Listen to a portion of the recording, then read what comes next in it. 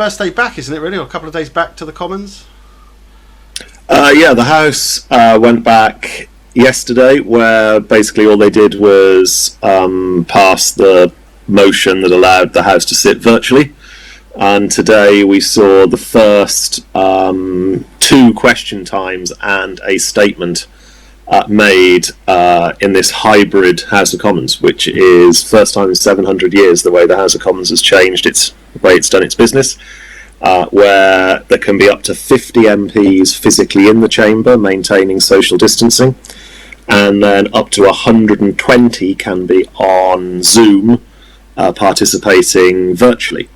Although the system in order to participate is the same as any other question time, where you submit questions or submit your desire to ask a question in advance, and then there's a shuffle that one of the clerk's offices does, and it produces an order paper of a list of questions. And sadly I didn't get through the shuffle for either Welsh questions or Prime Minister's question time today, or indeed because of the virtual nature of participation now. Normally after a statement is when you see us all bobbing up and down on the benches trying to catch the speaker's eye. Clearly that can't happen on Zoom. It would look very weird if it did.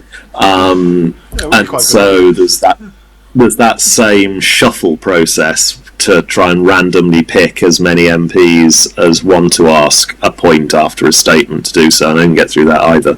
I am through a shuffle next week for local government questions, and we'll see. They haven't done the shuffle yet for the other ones, like next week's Prime Minister's questions and so on.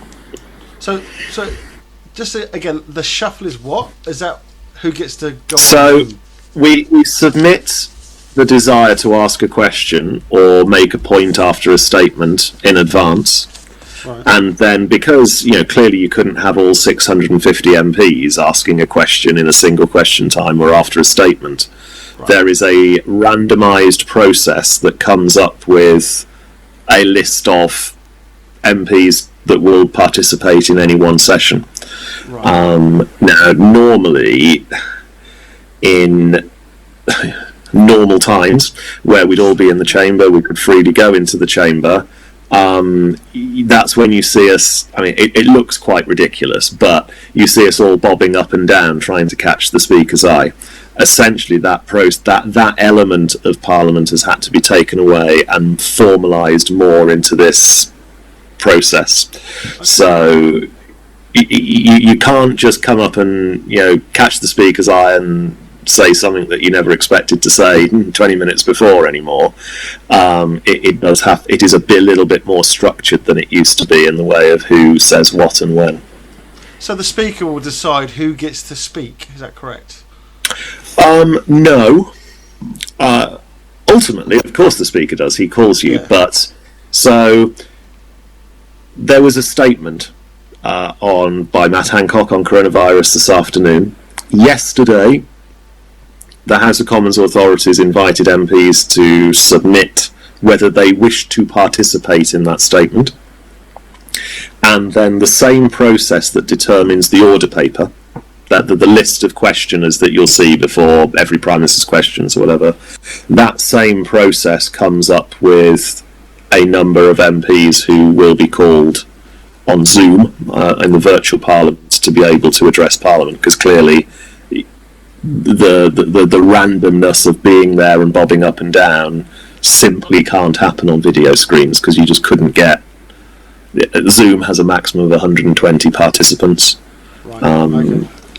And even so, you couldn't see the speaker couldn't see all 120 screens simultaneously. Yeah. So we wouldn't know who is bobbing up and down in their home office or on their sofa or whatever it might be.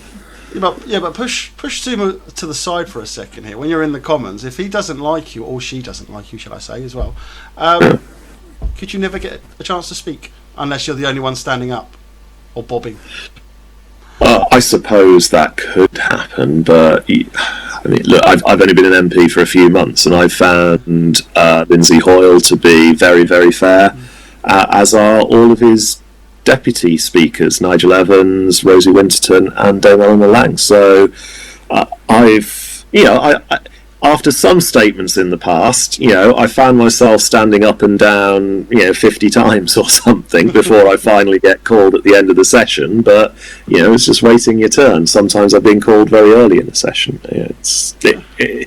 I've got no question whatsoever over the speaker's fairness. He is totally fair. Maybe I'll have a word with Mr. Burko at some point. The person whose shoes you filled. Well, I mean, some of my colleagues that were there while he was speaker have some comments that they I'm sure would like to make on that, but as I wasn't there in that era, well, if we'll just leave it. Come for an interview, you can always give them my name. I'll definitely take them on. I'd love to. Right, shall we get down to first of all, I suppose the figures.